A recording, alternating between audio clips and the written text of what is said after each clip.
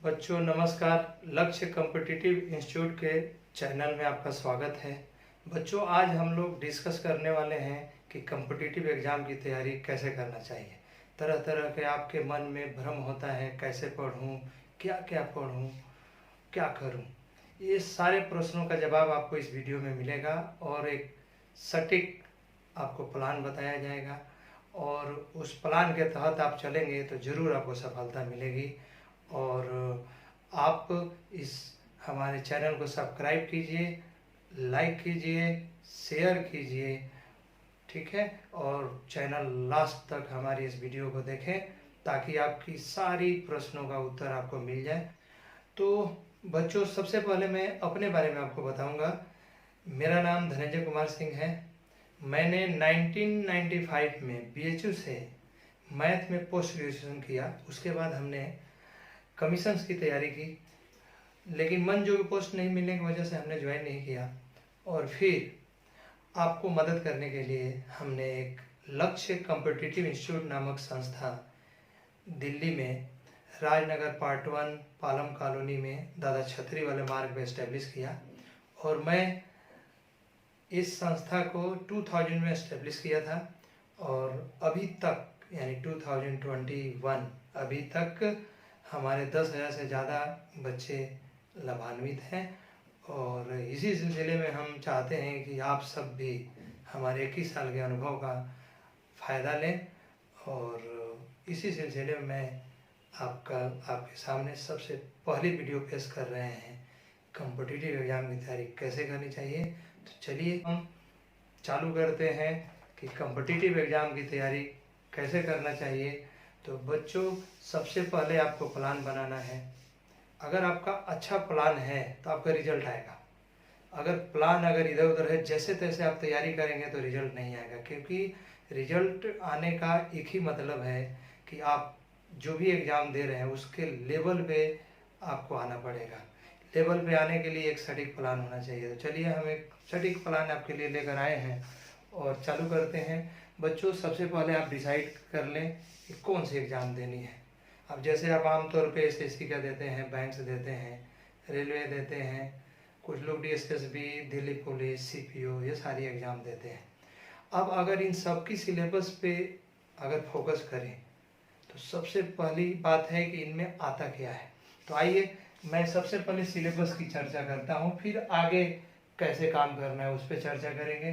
तो अगर सिलेबस की हम बात करें तो देखिए, पाठ्यक्रम की अगर बात करें तो हमारा सबसे पहला जो होता है, सबसे पहली पोजीशन जो है ये आपकी मैथ्स की है।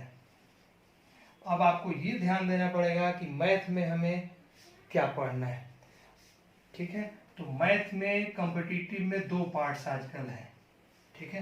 ये मैं सारा बताऊंगा किसमें कौन पार्ट्स आता है। पहले सिलेबस को पूरी एक्सप्लेन मैं करता हूँ, ठीक है। क्योंकि प्लान में सबसे पहली बात है कि जो एग्ज़ाम हमें देना है उसमें उसकी सिलेबस क्या है, क्योंकि सिलेबस के अकॉर्डिंग हम आगे काम को बढ़ाएंगे। तो सबसे पहले मैथ 2 पार्ट्स होता है।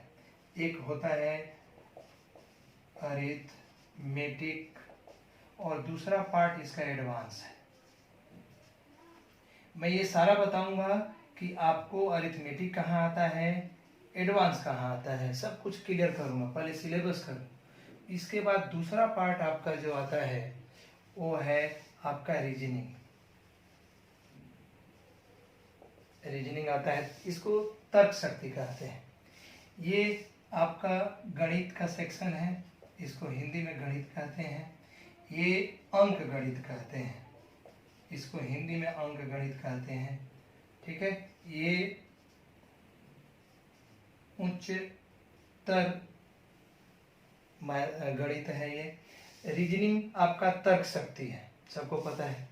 अब हम सबसे पहले बात करते हैं कि रीजनिंग में क्या क्या होता है। तो रीजनिंग में एक वर्बल होता है और एक नॉन वर्बल होता है। वर्बल और नॉन वर्बल होता है। देखिए रीजनिंग में वर्बल और नॉन वर्बल होता है, ठीक है। अब इसके बाद बात करें इंग्लिश की। इंग्लिश में बच्चों ग्रामर होता है। इंग्लिश में क्या पढ़ना है आपको?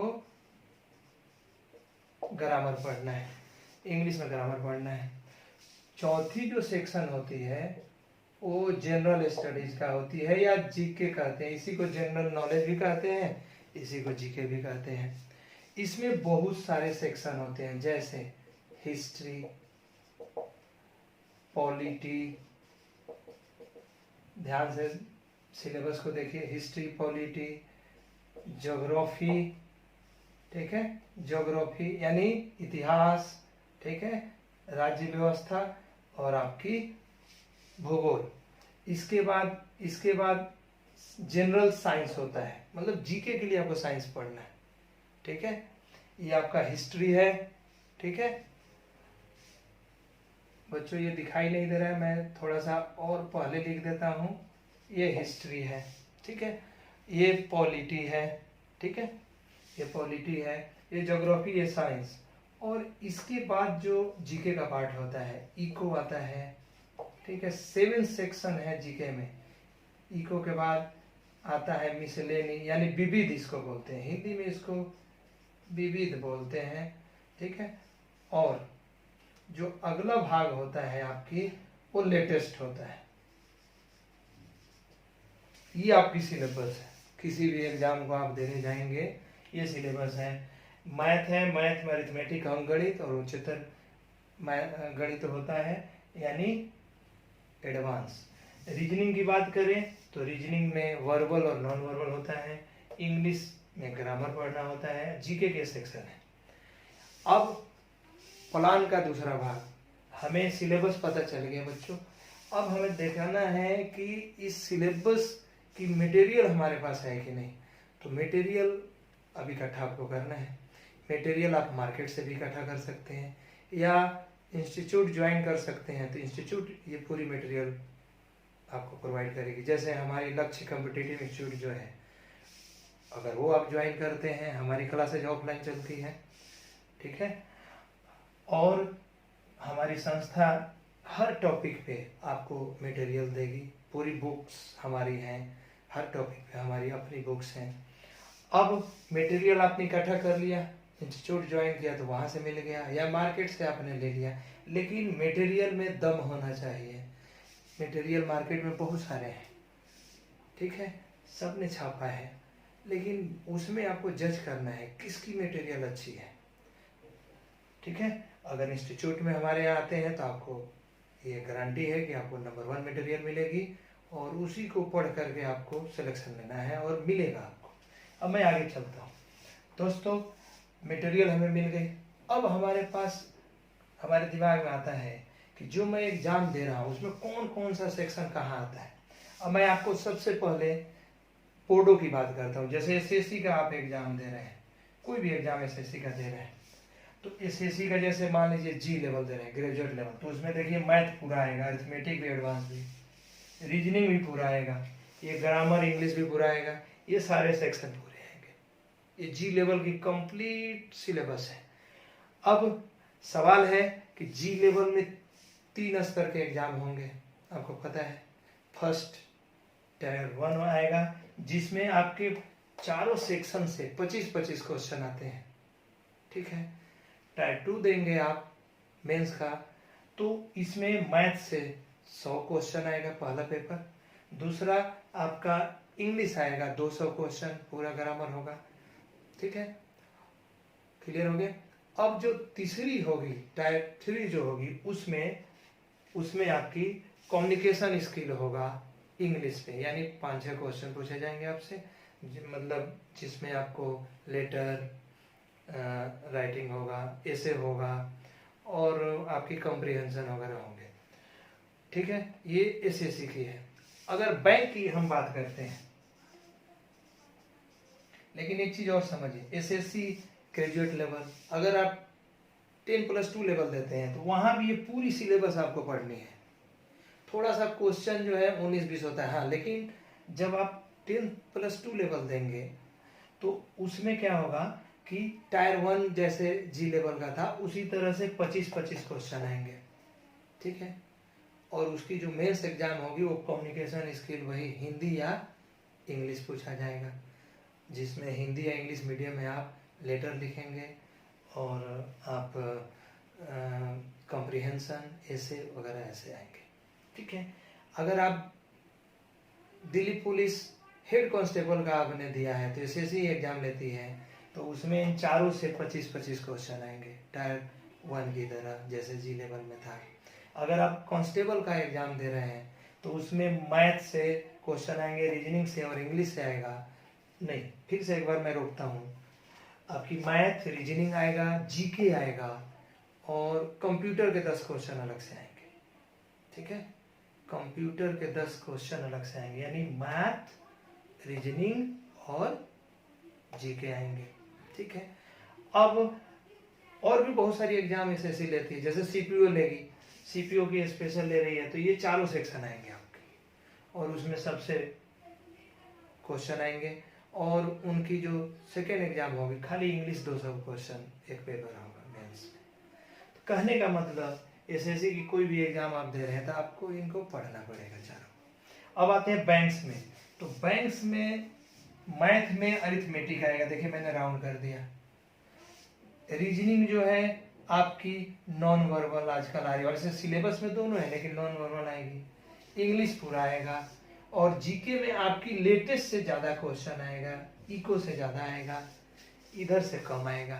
एसएससी में सबसे पूछा जाएगा टायर 1 में, लेकिन बैंक्स में यहाँ से ज्यादा आएगा। यानी बैंक्स का एग्जाम देने जाए आप तो आपको, जैसे आपकी प्री एग्जाम होती है बैंक में, तो प्री में क्या करते हैं वो मैथ से पूछेंगे, रीजनिंग पूछेंगे और इंग्लिश पूछेंगे, जीके नहीं पूछते। ठीक है। अब जब मेंस दीजिएगा तो इन चारों, मतलब मेंस दीजिएगा तो चारों से पूछेंगे और एक पार्ट उनकी होती है मार्केटिंग की। ठीक है, वो अलग से आपको उसके फैक्ट्स करने पड़ेंगे। बैंक में आपकी एक सेक्शन बढ़ जाती है, बैंक में एक सेक्शन बढ़ जाएगी कंप्यूटर एंड मार्केटिंग। ठीक है, ये आपको करना पड़ेगा। ठीक है, प्री और मेंस की पूरी उनकी सिलेबस है, पैटर्न तो आप फॉर्म भरते हैं आपको सब पता चल जाता है। अब हम आते हैं, चाहे बैंक का आपका पीओ का हो या कलर का हो, इतनी पूरी पढ़नी पड़ेगी, खाली एडवांस मैथ नहीं पढ़ना है आपको, बाकी चीजें पढ़नी पड़ेगी। अब अगर हम बात करें आपकी डीएसएसपी की, तो देखिए डीएसएसबी में क्या होता है, डीएसएसबी, इसमें वो मैथ पूछते हैं पूरी। ठीक है, अब मैं ये मिटा देता हूँ, मैथ पूछते हैं, उसके बाद आपकी रीजनिंग पूछेंगे, इंग्लिश पूछेंगे, जीके पूछेंगे और हिंदी आ जाता है। ये वहाँ पे नहीं होगा, जीके में थोड़ी बहुत एक दो कंप्यूटर क्वेश्चन पूछ सकते हैं, एक हिंदी का सेक्शन होता है। यानी आपको हिंदी व्याकरण पढ़ना पड़ेगा। क्या पढ़ना पड़ेगा? हिंदी व्याकरण, डीएसएसबी के लिए। ठीक है, रेलवे में जाएंगे तो आपको रेलवे का एग्जाम देंगे तो मैथ, रीजनिंग, जीके और लैंग्वेज का एक हिंदी या इंग्लिश होता है। यानी कुल मिलाकर अगर देखा जाए तो मेन सिलेबस जो आपका है मैथ, रीजनिंग, जीके और इंग्लिश। मेन अगर देखा जाए, मैं अभी ये भी मिटा रहा हूँ, हिंदी भी मिटा दिया, मेन ये देखा जाए यही मेन है। अब सवाल है कि इन सब्जेक्ट को कैसे पढ़ा जाए।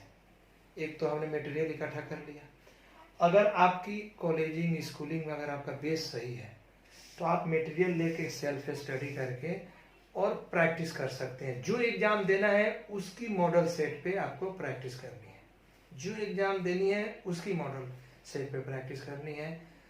तो अगर आपका बेस ठीक है तो बिना कोचिंग के मदद से या किसी की मदद से भी निकल सकते हैं। जैसे मैं आपको बताऊं कि अगर 100 बच्चों का अगर हम सर्वे करें तो 1-2% ऐसे बच्चे होते हैं जो एक्स्ट्रा ऑर्डिनरी होते हैं, वो कोचिंग में आए या किसी की मदद ले या न लें, अगर वो मटेरियल वो बढ़िया उनके पास चला जाता है, या वो जो भी अच्छे बच्चे हैं तो मटेरियल स्वाभाविक है, मार्केट में कितना भी भरम है वो अच्छे मटेरियल निकाल लेंगे और उसके बाद उसकी तैयारी सेल्फ करके और प्रैक्टिस करके वो निकाल लेते हैं। लेकिन जो बाकी बच्चे हैं उनको तो इंस्टीट्यूट से मदद लेनी पड़ेगी, जैसे हम लोग जैसे एक्सपर्ट से मदद लेनी पड़ेगी। तो जब आप हम लोग के इंस्टीट्यूट में आते हैं या हमारे हमसे मदद लेने आते हैं तो हम लोग पूरा एकदम आपको फोकस करेंगे आपकी सिलेबस, मटेरियल और पढ़ाने के तरीके पे। दोस्तों, हम लोग की जो एक्सपीरियंस है वो पूरी आपके काम आएगी, कोई उसमें शंका समाधान नहीं है। जितनी हमारी 21 साल की एक्सपीरियंस है उस सारा आपके पास जाएगा, और अगर आप हमारे अनुसार काम करेंगे तो रिजल्ट जरूर आएगा, ये पक्का है। अब मैं आगे बढ़ता हूँ। सिलेबस पे बात हो गई। कुल मिला के हमने देखा कि मैथ, रीजनिंग, जीके, इंग्लिश पे हमको फोकस करना है। अब सवाल है कि इन सब्जेक्ट को पढ़े कैसे। सबसे बड़ी दिक्कत होती है क्या क्या पढ़ें, कैसे पढ़ें। तो दोस्तों, बच्चों, आपको एक बात ध्यान देना है, कॉम्पिटिटिव एग्जाम में आपको क्या नहीं पढ़ना है इस पर ज़्यादा फोकस करनी है। अगर आप सोचेंगे कि क्या क्या पढ़ना है तो बच्चों बहुत टाइम निकल जाएगा, एज भी पार हो जाएगा, कुछ बातें नहीं बनेगी। तो आप सबसे पहले आपको सोचना है क्या नहीं पढ़ना है। मैं क्लास भी जो लेता हूँ ऑफलाइन, उसमें हम लोग इसी मेथड से चलते हैं, क्या नहीं पढ़ना है। और टीचिंग मेथड जो हमारा होता है वो थेसिस मेथड होता है। मैं सब डिस्कस करूँगा कि टीचिंग का मेथड कौन सा अपनाना चाहिए और किस वे में पढ़ना चाहिए। चाहे आप सेल्फ पढ़ें या हमसे पढ़ें या किसी से पढ़ें, थेसिस मेथड से पढ़ें तभी रिजल्ट आता है। और थेसिस मेथड क्या होता है वो भी बताऊंगा, एंटीथेसिस मेथड क्या होता है वो भी बताऊंगा। तो हमेशा थेसिस मेथड से पढ़ना है। अब हम आगे बढ़ते हैं। देखिए, जो एग्जाम होते हैं उसमें मैथ जो है आपके आईक्यू का टेस्ट लेता है।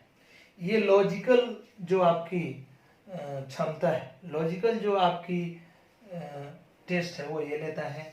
इंग्लिश ग्रामर जो है या लैंग्वेज टेस्ट जो होते हैं वो कम्युनिकेशन स्किल का टेस्ट लेते हैं। जीके मेमोरी का टेस्ट लेता है आपका मेमोरी कैसा है। तो जिस पद के लिए जा रहे हैं उनमें एक चीज़ चाहिए, आपके पास आईक्यू चाहिए, आपके पास लॉजिकल होना चाहिए, आपको का कम्युनिकेशन स्किल होना चाहिए, आपका मेमोरी भी ठीक होना चाहिए, याददाश्त भी सही होनी चाहिए। अब मैं आगे बढ़ता हूँ कि इन सबका को कैसे पढ़ना है। तो दोस्तों, मैं बार बार मैं आपको बताता हूँ कि आप रिवीजन करो। जो आप रोज आपको पढ़ाया गया रोज का काम रोज करो, वीकली रिवीजन करो और आप फिर मंथली करो। क्लास में पंक्चुअल रहिए। 3 बातों का ध्यान देना है आपको, पंक्चुअल रहना है, रिवीजन करना है, टेस्ट ईमानदारी से देना है। ये 3 चीज आप कीजिए। और सबसे पहले होमवर्क भी बताता हूँ। आपको कुछ होमवर्क करना होता है, जैसे कुछ बेसिक चीज ध्यान रखना, जैसे मल्टीपल टेबल पहाड़े आपको 1 से 30 तक याद होनी चाहिए, और आपको स्क्वायर 1 to 50 तक, और आपको क्यूब 1 to 30 तक, और आपको 2 की पावर 1 to 10 तक, 3 की पावर 1 to 10 तक। और 3 चीज और खास ध्यान देनी है, क्लास नोट्स जो है वो आपको बढ़िया से बनानी है, और पंक्चुअल रहनी है, रिवीजन करनी है, टेस्ट देनी है। अगर इस तरह से आप हमारे साथ काम करेंगे तो आप ये मत सोचिए कि आपका रिजल्ट नहीं आएगा, क्योंकि हमें 21 साल में जिन बच्चों ने हमें फॉलो किया, इन मेरी 5 होमवर्क और 3 बात का ध्यान दिया है, पंक्चुअल रहे हैं, रिवीजन किए हैं, टेस्ट दिए हैं ईमानदारी से, उनका रिजल्ट पक्का आया है। ईमानदारी से आप करेंगे काम तो रिजल्ट पक्का आएगा, ईमानदारी से नहीं करेंगे तो नहीं आएगा। ये बात आप मुट्ठी बांध लीजिए और पेशेंस के साथ काम कीजिए, जल्दबाजी में काम नहीं होता। ठीक है बच्चों, अब हम आगे बढ़ते हैं। सिलेबस हमने समझा दिया, मटेरियल का समझा दिया, अब हम मेथड पे चलते हैं। ठीक है, सारी चीजें हम डिस्कशन करेंगे, हर बात पे करेंगे। अब हम टीचिंग का जो मेथड होता है वो क्या होना चाहिए, और उस पे जाने से पहले सबसे पहले हम ये आपको बताएंगे कि एग्जामिनर जो है आपसे क्या उम्मीद करता है। एग्जामिनर आपसे क्या उम्मीद करता है। देखिए, सबसे पहले एग्जामिनर की जो रिक्वायरमेंट है वो हमें पूरा करना है। तो हमारी टीचिंग ऐसी होनी चाहिए, हमें ज्ञान लेने की जो हमारी प्रक्रिया वैसी होनी चाहिए कि हमारा उससे मैच करे। देखिए, एग्जामिनर जो होता है वो आपसे 3 चीज की उम्मीद करता है। इन चारों सब्जेक्ट में वो कंसेप्ट की उम्मीद करता है। ठीक है, कंसेप्ट की उम्मीद करता है, बेसिक की उम्मीद करता है, और समझ लीजिए ट्रिक्स की उम्मीद करता है, ऐसा समझ लीजिए, यानी फास्ट एकदम। तो आप जो क्वेश्चन पूछता है किसी भी सेक्शन में, आप बच्चों पेपर उठा के देखो, आप मनन करो, आप देखोगे 1/3 पार्ट यहाँ से पूछेगा क्वेश्चन, 1/3 यहाँ से, 1/3 आपकी 1/3 यहाँ से पूछता है। अब किसी किसी बच्चों के मन में होता है कि खाली हम ट्रिक पढ़ लें, ये दो भ्रम आपके बीच में होता है कि मैथ बिना फार्मूला का पढ़ लें। आप खुद सोचिए ईमानदारी से कि मैथ बिना फार्मूला का पढ़ा जा सकता है? बच्चों अगर आप ईमानदारी से सोचेंगे तो आपका एक ही जवाब आएगा, नहीं। ठीक है, तो ये चीज ध्यान देना पड़ेगा। कोई सोचता है कि ट्रिक पढ़ के पास हो जाए, नहीं पास हो। जैसे हम लोग, हमारा शरीर है, हम लोग भोजन करते हैं, तो जो हमारी बेसिक फूड्स हैं उसको हम ना लेके खाली विटामिन खाएं तो हम स्वस्थ रहेंगे? नहीं रहेंगे। तो ये ट्रिक्स जो है विटामिन है, ठीक है, तो बेसिक फूड्स आपको लेना पड़ेगा। और एग्जामिनर ये तीनों से पूछता है, अगर पूरी क्वेश्चन को 100% ले लिया जाए तो उसमें से 1/3 यानी लगभग 33 एंड 1/3% वो कंसेप्ट पूछ रहा है पे क्वेश्चन, 33 एंड 1/3% बेसिक से पूछ रहा है, 33 एंड 1/3% वो ट्रिक से पूछ रहा है।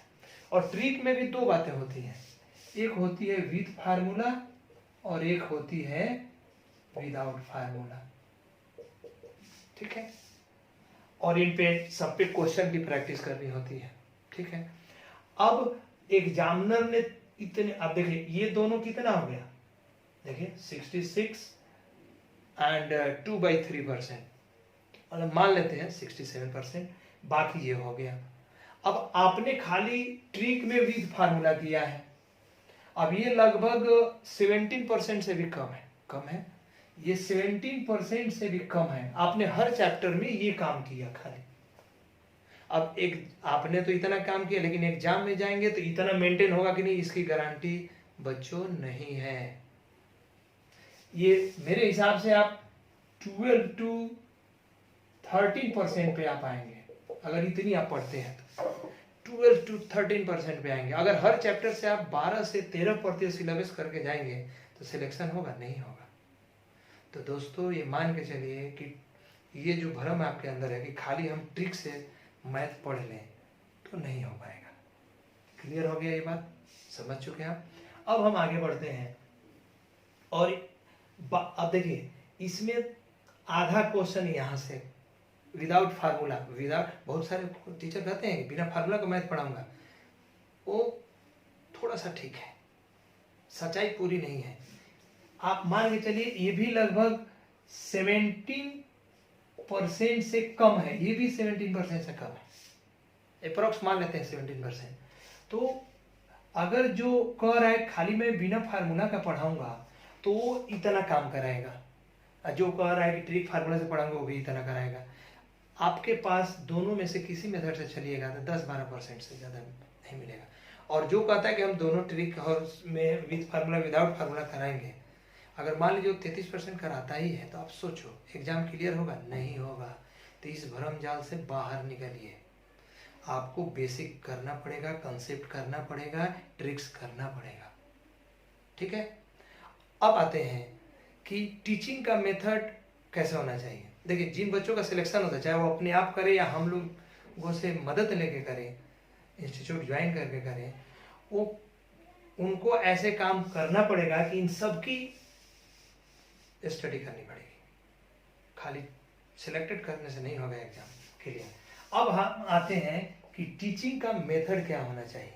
तो देखिए टीचिंग जो मेथड होता है, टीचिंग मेथड, अब आप समझ गए एग्जामिनर का रिक्वायरमेंट है। टीचिंग मेथड, पढ़ाने का जो विधि होता है वो दो तरीके से होता है। फर्स्ट जो मेथड है आपकी वो है थेसिस मेथड। ध्यान से बच्चों समझिए, आज आपकी पूरी भ्रम दूर होनी चाहिए।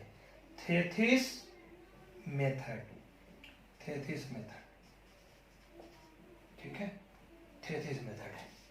थेसिस मेथड जो है ये क्या है ये भी बताऊंगा। और दूसरा मेथड है आपकी सेकेंड जो मेथड है, ये फर्स्ट है, सेकेंड है antithesis method. Antithesis method.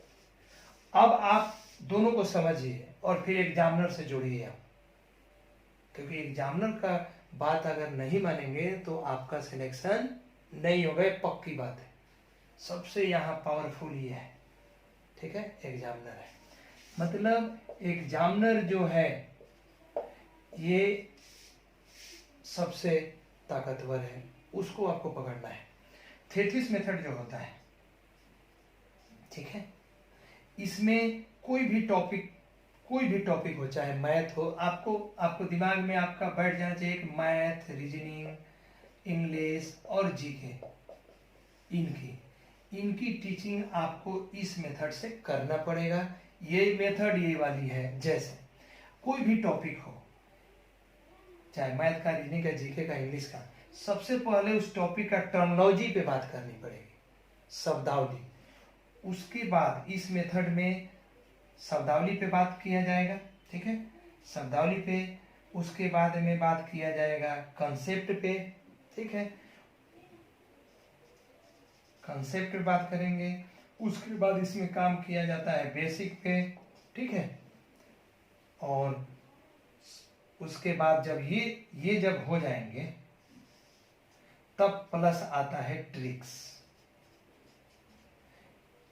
Tricks देखिए हर जगह होता है, मैथ में भी, रीजनिंग में भी, इंग्लिश में भी होता है। इंग्लिश वाले एक्सपर्ट आपको बताएंगे सारी चीज बताने के बाद। और जीके में भी होता है, क्वेश्चन कैसे जल्दी याद हो जाए, ये सारी चीजें होती हैं। और ट्रिक्स में दो बातें होती हैं, अगर मैथ और रीजनिंग है तो विथ फार्मूला और विदाउट फार्मूला, समझ गए। ये आपका थेसिस मेथड है। अच्छा, इसके साथ इनकी क्वेश्चन की भी प्रैक्टिस करें, जैसे आपने टर्मिनोलॉजी किया, कंसेप्ट के बेसिक किया, इनके साथ प्लस क्वेश्चन टाइप्स भी करना है। मतलब पहले टर्मिनोलॉजी, कंसेप्ट, बेसिक लिया तो इस पे पहले क्वेश्चन करना है, यानी इसको जब तक क्वेश्चन नहीं कराया जाएगा आपका क्लियर नहीं होगा। क्वेश्चन किया, इसके बाद जब ट्रिक्स पे आए तो इनमें भी इसके साथ देखिए, इसके साथ प्लस क्वेश्चन टाइप्स करनी है। अब मैं देखिए यहाँ पे ऐसे मैं लाइन खींच रहा हूं, ठीक है। ये बच्चों, ये थेसिस मेथड की प्रक्रिया है। यानी थेसिस मेथड का मतलब ये होता है कि पूरी ज्ञान पहले ले लिया जाए, उसके बाद क्वेश्चन की प्रैक्टिस की जाए। यानी जो ज्ञान लिया जाए उसके साथ तुरंत क्वेश्चन की प्रैक्टिस। उसी तरह से ट्रिक भी आया तो चाहे विथ फार्मूला हो, विथ फार्मूला किया फिर क्वेश्चन की प्रैक्टिस, फिर विदाउट फार्मूला किया फिर क्वेश्चन की प्रैक्टिस, ताकि पूरी चीज क्लियर हो जाए, ठीक है। अब एंटीथेसिस मेथड पे आते हैं। एंटीथेसिस मेथड में क्या होता है, टॉपिक डाला जाता है और तुरंत क्वेश्चन टाइप्स पे आ जाते हैं। देखिए क्वेश्चन टाइप्स, यहाँ पे क्या हुआ, कोई भी थेसिस मेथड में क्या हुआ, कोई भी टॉपिक डाला गया तो उसकी टर्मिनोलॉजी पे काम किया गया, कंसेप्ट, बेसिक, फिर इन पे क्वेश्चन टाइप्स, और उसके बाद ट्रिक्स पे जब आए तो विथ फार्मूला बताया, फिर विथ फार्मूला के साथ फिर क्वेश्चन टाइप्स बताए गए, क्वेश्चन टाइप्स बताए गए, फिर विदाउट फार्मूला बताया गया, फिर क्वेश्चन टाइप्स बताया गया। और इसके बाद जब ये सब हो जाए तो आपको प्रैक्टिस करना है। क्या करना है, प्रैक्टिस करना है आपको। प्रैक्टिस इसके बाद कीजिए। अब प्रैक्टिस जो है वो आपका एंजॉय होगा। जब सारी ज्ञान हो गई और क्वेश्चन पे आ गए तो फिर एक तो ज्ञान के साथ साथ क्वेश्चन किया, अब उस टॉपिक का सब कुछ पता होगा, उसको प्रैक्टिस किया। यहाँ पे क्या है कि टॉपिक करने के बाद क्वेश्चन टाइप्स पे आ जाते हैं। टॉपिक मतलब स्टार्ट हुआ, जैसे परसेंटेज चैप्टर या कोई भी टॉपिक, रीजनिंग का कोई या जीके का लिया, तुरंत क्वेश्चन से चालू हो गए क्वेश्चन कराना। अब जब क्वेश्चन कराए और क्वेश्चन के साथ क्वेश्चन जो कराया गया विथ ट्रिक्स कराया गया। अब देखिए एंटीथेसिस मेथड में सीधे परसेंटेज का चैप्टर का नाम लिया और सीधा क्वेश्चन चालू, और उन क्वेश्चन को कराया गया जिस पे ट्रिक है। ये जरूरी नहीं, आप देखिए 3 भाग है, किसी चैप्टर के 3 पार्ट्स हैं, सारे क्वेश्चन पे तो ट्रिक नहीं है। ये कहना कि खाली ट्रिक से ही क्वेश्चन फास्ट होगा, ये गलत है। ट्रिक से तो फास्ट होता है, कभी कभी ट्रिक से भी समय लगता है। तो जब आप ऐसे तैयारी करेंगे थेसिस मेथड से, तो आपको एक आपके अंदर क्षमता आ जाएगी कि कब हमें ट्रिक्स को यूज करना है, कब बेसिक को यूज करना है, कब कॉन्सेप्ट को यूज करना है। जब पूरी ज्ञान हो जाएगी तो आप एकदम क्लियर हो जाएंगे। अब यहाँ पे क्या है, यहाँ पे ज्ञान के बाद, ज्ञान के साथ साथ क्वेश्चन किया, उसके बाद प्रैक्टिस किया। यहाँ पे आप शुरू से ही प्रैक्टिस पे आ गए बिना ज्ञान लिए। अब प्रैक्टिस के माध्यम से आप ज्ञान ले रहे हैं, तो आप डिसाइड कर लो कि अगर प्रैक्टिस के माध्यम से ज्ञान लिया जाए तो वो आपके लिए हेल्पफुल होगा, या ज्ञान के साथ क्वेश्चन करके और फिर प्रैक्टिस पे आया जाए। तो स्वाभाविक है बच्चों, आपका आंसर क्या होगा कि पहले ज्ञान के साथ हम प्रैक्टिस करें, ज्ञान के साथ क्वेश्चन करें और फिर देन उस टॉपिक का पूरा प्रैक्टिस करें। तो अब तो आप क्लियर हो गए होंगे कि हम लोग को टीचिंग किस मेथड से करना है। थेसिस मेथड जो है ये बेस्ट है। अगर नौकरी लेनी है तो, टाइम पास करनी है तो वहाँ टाइम पास, यहाँ पे थोड़ा समय ज़्यादा लगेगा, लेकिन नौकरी भी तो फिक्स होगी। यहाँ पे समय कम लगेगा लेकिन नौकरी नहीं लगेगी। अगर कोई कहता है कि इस तरह से पढ़ के मैंने नौकरी लिया है, बच्चों एकदम टोटली रॉन्ग है। अगर वो ऐसा कहता है और मान लीजिए कोई ऐसा एग्जाम्पल मिल गया कि यार वो प्रैक्टिस किया और नौकरी लगे, तो बच्चों मैं बता दूं, वो जाने अनजाने में उसने ऐसे काम किया है, स्कूलिंग में, कॉलेजिंग में वो अच्छा स्टूडेंट रहा है, रेगुलर काम किया है, तो उसको उसके पास तो ज्ञान है तो प्रैक्टिस कर लिया, हो गया। वो चीज सबके साथ नहीं हो सकता, वो 100 में 1 बच्चे या 2 बच्चे वैसे हो सकते हैं, ठीक है।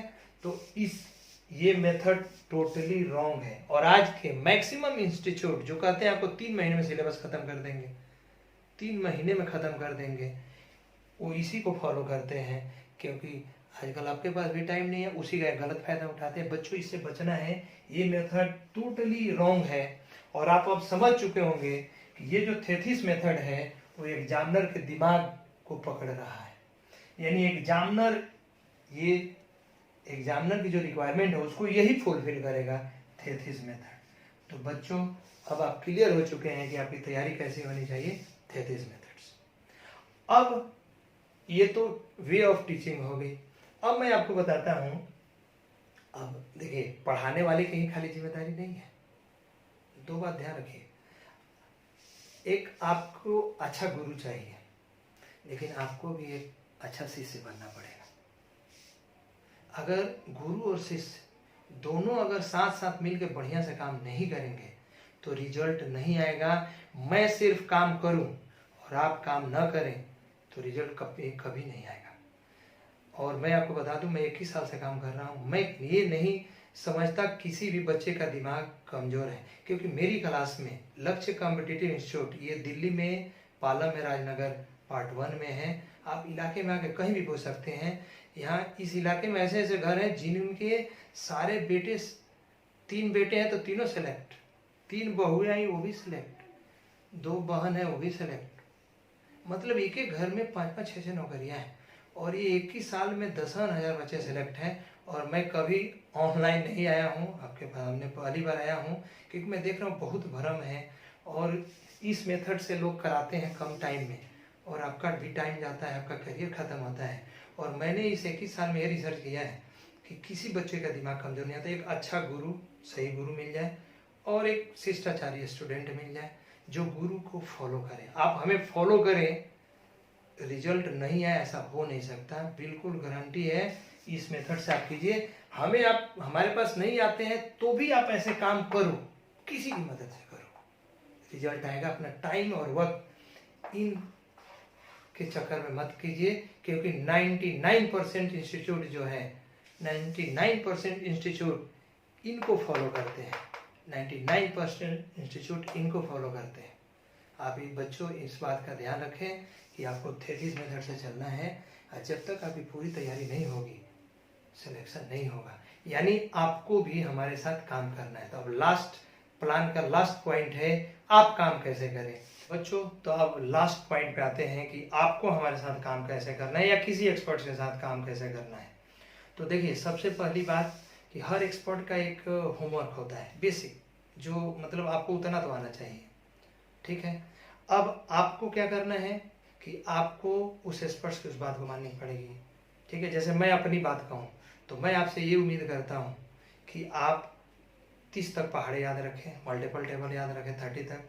उसके बाद आपको 50 तक आपको स्क्वायर याद रखना है, और उसके बाद का मैं नियम बताऊंगा सब क्लास में। उसके बाद आपको 30 तक क्यूब याद रखने हैं, और 2 की पावर, चौथी बात 2 की पावर 1 से 10 तक, और पांचवी बात 3 की पावर 1 से 10 तक। ये 5 होमवर्क है बेसिक। ये अगर याद कर लेंगे और मेरे साथ काम करेंगे तो रिजल्ट पक्का आएगा। हमारी 21 साल की जो एक्सपीरियंस है वो आपको पूरी उसका फ़ायदा मिलेगा। 10,000 से ज़्यादा लोगों ने हमसे इसका फ़ायदा ले चुके हैं। आप भी दोस्तों ले सकते हैं अपने घर बैठे, ठीक है। हमारी ऑफलाइन क्लासेस चलती है, ऑनलाइन का अभी मैं कुछ नहीं कहूँगा। अब समय ऐसा आ गया कि भविष्य में हमें भी आना पड़ेगा। अब मैं आगे बढ़ता हूँ। होमवर्क की बात हो गई, अब साथ में आपको क्या करना है। अब आपने जो बेसिक होमवर्क कहा गया वो आपने पूरा किया। साथ साथ आपको 3 बातों पे ध्यान देना है। आपको पंक्चुअल रहना है, रिवीजन करना है, और टेस्ट ईमानदारी से हमारी देनी है। मतलब आपको रेगुलर क्लास में रहनी है, और रिवीजन रोज का रोज करना है, वीकली करना है, साप्ताहिकी और मंथली करना है। यानी जितना पढ़ा दिया गया हर हमेशा वो तैयार होना चाहिए। और तीसरी, जो वीकली टेस्ट होती है, चैप्टर वाइज टेस्ट होती है, या लास्ट में टेस्ट सीरीज होगा, उस सब को ईमानदारी से काम करनी है आपको, ठीक है। इतना अगर आप कर लेते हैं तो सिलेक्शन पक्की है। अब मैं अपनी बात बता रहा हूँ कि हम लोग क्लास में आपके साथ कैसे काम करते हैं। तो बच्चों, ये थेसिस मेथड मैंने बता दिया है आपको। अब थेसिस मेथड मैं सामने रखता हूँ और मैं आपको बताता हूँ कि क्लास में हम लोग कैसे चलेंगे। तो देखिए, आपने थेसिस मेथड देख लिया, अब इसके साथ साथ ये भी देख लीजिए। जैसे कोई भी टॉपिक, मैथ हो, रीजनिंग हो, इंग्लिश हो और जीके का कोई भी section, history, polity, geography, general science, eco, miscellany और लेटेस्ट। अब मैं बताता हूँ, देखिए इनमें से किसी भी टॉपिक का, कोई भी टॉपिक जब हम लेते हैं तो हम लोग क्या करते हैं, सबसे पहले उसकी टर्मिनोलॉजी पे डिस्कस करेंगे, उसके बाद उसकी डेफिनेशंस पे बात करेंगे, फिर कंसेप्ट पे बात करेंगे, फिर उसके बाद में बेसिक्स पे आ जाएंगे, ठीक है। और तब हम ट्रिक्स की ओर चलते हैं, और सबके साथ साथ, इनके साथ साथ क्वेश्चन की भी प्रैक्टिस कराई जाएगी, क्वेश्चन टाइप्स भी करेंगे, ठीक है। उसके बाद वीकली टेस्ट और वो सब चालू हो जाता है। अब आप खुद सोचिए कि ये क्या है। थेसिस मेथड तो है, थेसिस मेथड ही है, और ये एग्जामिनर यही चाहता है, ठीक है। और क्लास में 0 हम मान के चलेंगे। आपको मैं मान लूंगा कि आपको कुछ नहीं आता है, 0 से टॉप तक चलेंगे, एक्सट्रीम तक चलेंगे हर टॉपिक का, और इस वे में चलेंगे। अगर मैथ और रीजनिंग है तो यहाँ बेसिक के जगह बेसिक फार्मूला आ जाएगा, ठीक है। बाकी जगह मैथ या रीजनिंग है तो, और इन सबके साथ क्वेश्चंस टाइप होगा। ये ट्रिक्स में विथ फार्मूला और विदाउट फार्मूला होगा। मेरी क्लास ऐसे चलेगी। तो दोस्तों, उम्मीद करता हूँ कि आपके अंदर जो भी भ्रम था वो दूर हो गया होगा। और बच्चों, हमेशा ध्यान रखिए कि ईमानदारी से आप प्रयास करेंगे ऐसे तो आपका रिजल्ट पक्का आएगा, ठीक है। इसमें कोई संदेह नहीं है, ठीक है। और अगर आप हमसे जुड़ते हैं, ऑफलाइन में हमारी ऑफलाइन क्लास चलती है, अभी ऑनलाइन की व्यवस्था नहीं है, भविष्य में हो सकता है। तो ऑफलाइन आप दिल्ली में रहते हैं तो ऑफलाइन ज्वाइन कीजिए। बाकी जो गांव के बच्चे हैं, देहात के, मैं उनके पास भी पहुंचने की जल्द प्रयास करूंगा। और ये वीडियो आपको पसंद आया तो इसे सब्सक्राइब कीजिए और शेयर कीजिए, लाइक कीजिए, अपने कमेंट लिखिए। ठीक है, बहुत बहुत धन्यवाद। अब अगले वीडियो में मिलेंगे। सब्सक्राइब जरूर आपको करना है, क्योंकि अगली वीडियो जब मेरी आएगी तो अब टॉपिक वाइज आएगी। ठीक है, और सारे टॉपिक के एक एक डॉट करेंगे, कोई टॉपिक आपकी छूटेगी नहीं, ये ध्यान रखिएगा, कोई टॉपिक छूटेगी नहीं। क्लियर हो गया? ठीक है, अब चलिए, नमस्कार।